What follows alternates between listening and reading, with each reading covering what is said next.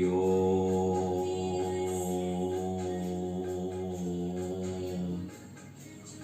नमो ओम विष्णुपदाय कृष्णप्रसाय भूतले श्रीमती भक्ति वेदांत स्वामी नामिने। जय श्री कृष्ण चैतन्य प्रभु नित्यानंद। जय अद्वैता गदाधर शिवसदि गौर भक्तवृंद। हरे कृष्ण कृष्ण कृष्ण हरे हरे, हरे राम राम राम हरे हरे। आज हम भगवद गीता का एक बेसिक समझ देना चाहते हैं कि आत्मा कैसे हम समझे कि हमारे में आत्मा है, आत्मा क्या है। उसके भगवान जी ने बहुत अच्छी तरह वर्णन करा था भगवद गीता में।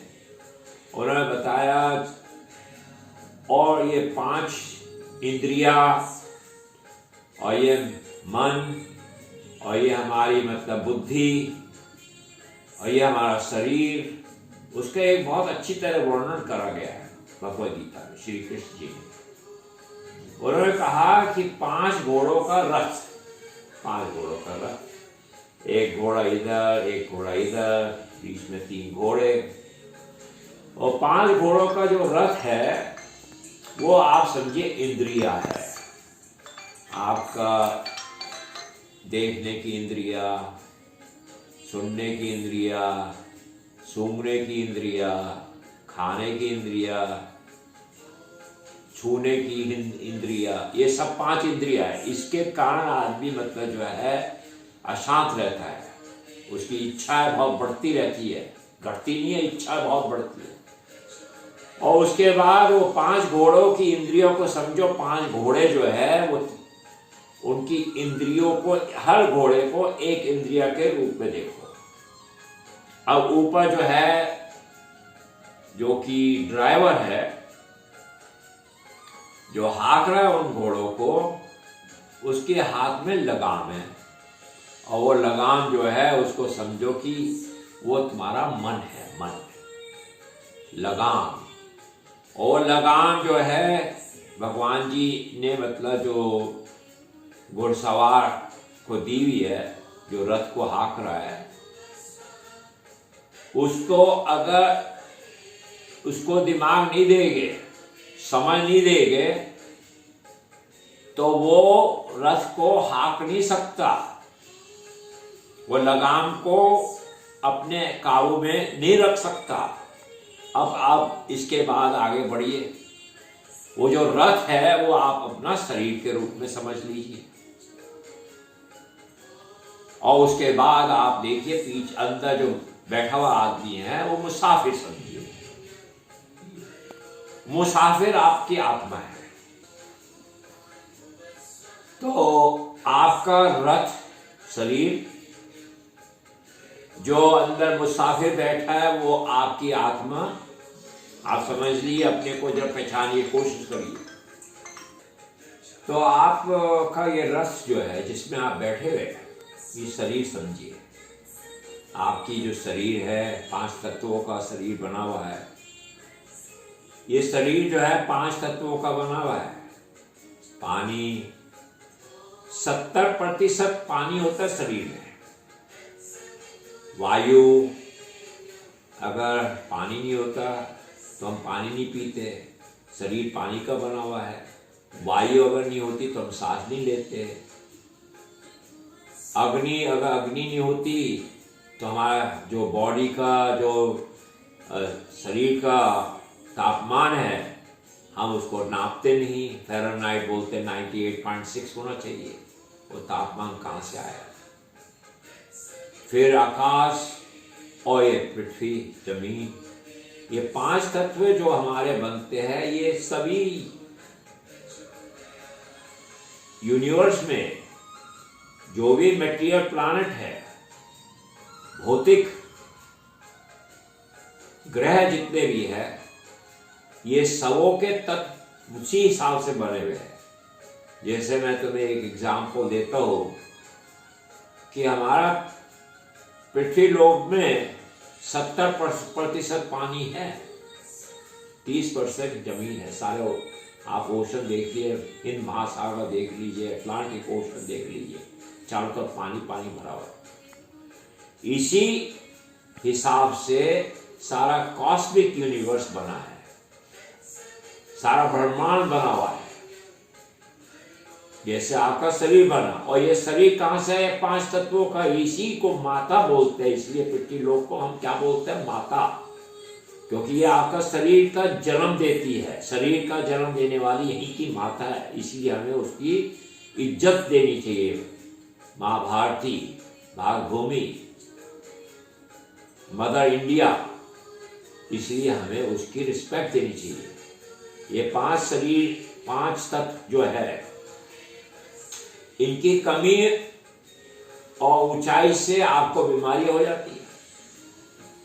अब सवाल इस चीज का है कि आपका ये बॉडी हो गई, रथ को आप समझिए कि आपका ये शरीर है। अंदर जो बैठा हुआ मुसाफिर है, उसको आप समझिए आत्मा है। वह आपके शरीर में राइड कर रहा है, चल रहा है, मतलब आपके संग चल रहा है। वो आपको चलाता है। एक्चुअल में आपके शरीर को चलाने वाला मुसाफिर अंदर बैठा हुआ है। मुसाफिर के कारण तो रथ चल रहा है। अच्छा, अब वो ड्राइवर को आप समझ लिए, इंटेलिजेंस समझ लिए, उसको समझ लिए आपकी बुद्धि। और वो जो हाक रहा है, मतलब जो लगाम है, उसको समझ लिया मन। और 5 घोड़े जो है। और सवाल इस चीज का है कि अगर बुद्धि नहीं होगी हम लोगों के पास, तो हम अपने मन को काबू में नहीं रख सकते। इसको समझने की कोशिश करिए। और जब हमारी लगामी काबू में नहीं होगी, तो ये जो विचलित इच्छाएं है कि ये कर लो, वो कर लो, आज ये खा लो, या आज इसको मजा कर लो, ये देख लो, किसी के संग मस्ती कर लो, ये बकवास, उसमें ही मतलब उलझ जाओगे आप लोग।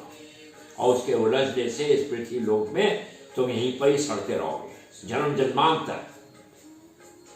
अब वो बोलते हैं, प्रभुपद जी हमारे गुरुदेव जी और भगवद गीता में बोला है कि ये जन्म जन्मांतर मतलब आत्मा मतलब एक शरीर से दूसरे शरीर में जाती है। अब इंग्लिश में मैं एक सेंटेंस बोलता हूँ। श्री कृष्ण भगवान said to Arjun, as this embodied soul continuously passes from infancy to the childhood to youth to old age, similarly the soul passes to the next destination. इसका मीनिंग बताते हैं हम। इसका मतलब यह है कि जो आत्मा शरीर में बचपन से चलती है और छोटे बच्चे से थोड़ा बड़ा बच्चा होता है, फिर जवान होता है, वो आत्मा उसके शरीर में चलती है और बुढ़ापे में भी वही शरीर में से चलती हुई मृत्यु लोक के बाद फिर दूसरे शरीर में चली जाती है। तो आप ये सोचिए, जरा विचार करिए इसका कि शरीर तब बच्चे का इतना छोटा था, लेकिन अगर पीछे देखे तो आपको मालूम होगा कि आप शरीर नहीं है, आप आत्मा है। क्योंकि आप उस समय छोटी छोटी उंगलियां थी, छोटे छोटे पैर थे, छोटी छोटी आंखें थी। अब आपका शरीर देखो कितना लंबा चौड़ा हो गया, 6 फीट की बॉडी हो गई, 6 फीट लंबा हो गया, बॉडी कितनी बड़ी हो गई, शरीर कितना बड़ा हो गया। लेकिन जब पहचान हो गए तो शरीर और वो शरीर में कितना डिफरेंस है। तो आप शरीर नहीं है, आप बॉडी नहीं है, आप शरीर नहीं है, आप आत्मा है। इसको समझने की कोशिश करिए। अच्छा, अब ये आत्मा तो आपने ले ली जो 5 वायु के बीच में मतलब बैठी हुई है आपके हृदय में। आपके हृदय में 5 वायु में बैठी हुई है और वही मतलब खून को चलाती है, वही आपके शरीर को चलाती है, वही चेतना है। आप मतलब बोले भाई हाथ उठाओ तो हाथ उठा लोगे, आप बोलोगे कि पैर उठाओ तो पैर उठा लोगे। तो अब सवाल इस चीज का है कि ये इंद्रियों को कैसे बस में करे, इस बात को समझ कृष्णा जी ने दी है। शिक्षा क्या है कि जिसकी इंद्रियां कंट्रोल में नहीं होती, अपने काबू में नहीं होती, उसकी जिंदगी बहुत खराब हो जाती है। इंद्रियों का कंट्रोल करना बहुत जरूरी है। वो कैसे करा, भगवान जी श्री कृष्ण भगवान जी ने बताया कि कैसे करना है। उसकी समझ इस रथ से जुड़ी है। और बताया जैसे कि जो ड्राइवर है, अगर उसको समझ नहीं है घोड़ों को हाँकने की, लगाम को काबू में नहीं रखने की, तो वो घोड़े इधर उधर मतलब भागेंगे इच्छाओं के अनुसार, अपनी इच्छाओं के अनुसार, कभी सीधे, कभी बाएं, कभी लेफ्ट। तो क्या हालत होगी उस रथ की? रथ भी इधर उधर भागेगा, टूटने के चांस हो गए, कभी गड्ढे में जाएगा, कभी पत्थर से टकरा जाएगा। तो वही आदमी की भी वही हालत है। जब इच्छाओं के संग वो मतलब चलते हैं अपनी इच्छाओं को पूरी करने के लिए, तो वो डामाडोल हो जाती है उनकी जिंदगी। और वही चीज मतलब इस रथ से जुड़ी हुई है। ये भगवान श्री कृष्ण ने बताई है, हम नहीं बता रहे, हम तो सिर्फ उनकी बात को बता रहा है जो भगवत गीता में लिखी हुई है। तो आपने भगवान जी की बात माननी है, किसी वर्ल्ड क्लास स्कूल की बात, गधे की बात माननी, ये आपकी इच्छा है। आपने भगवान जी की बात माननी है या महामूर्ख आदमी की बात माननी है? महामूर्ख की बात माननी तो करते रहिए आप। ये जिंदगी तो थोड़े समय की है, 100 साल। कई लोग पहले ही चले जाते हैं, लेकिन कहाँ जाना है उसके बारे में पूरा वर्णन है। लेकिन इस बात को समझना चाहिए कि कैसे हमने अपनी इच्छाओं को पूरा कंट्रोल में अपने हाथ में रखना। अगर वो घोड़े इधर उधर भागेंगे तो रथ की क्या हालत होगी, अंदर जो मुसाफिर बैठा उसकी क्या हालत होगी, आप ही सोच सकते हैं। जब घोड़े तितर बितर होकर भागेंगे, तो इसलिए मन को अपने काबू में रखना उसी समय आ सकता है जब आपके पास कोई अच्छा खासा गुरु की शरण में आप जाए और उससे विद्या सीखे। धर्म के बारे में भगवद गीता में ये सब विद्याएं दी गई है, और गुरु आपको वो विद्या देकर आपको एक बुद्धि देगा। वो बुद्धि जब इस्तेमाल करी जाएगी तो उससे आप मन को अपने काबू में ला सकते हैं। और जब मतलब आपका मन काबू में आ जाएगा तो सब आपकी इंद्रियां भी आपके काबू में आ जाएगी। ये भगवद गीता का सारांश बता रहा है। हरिओम।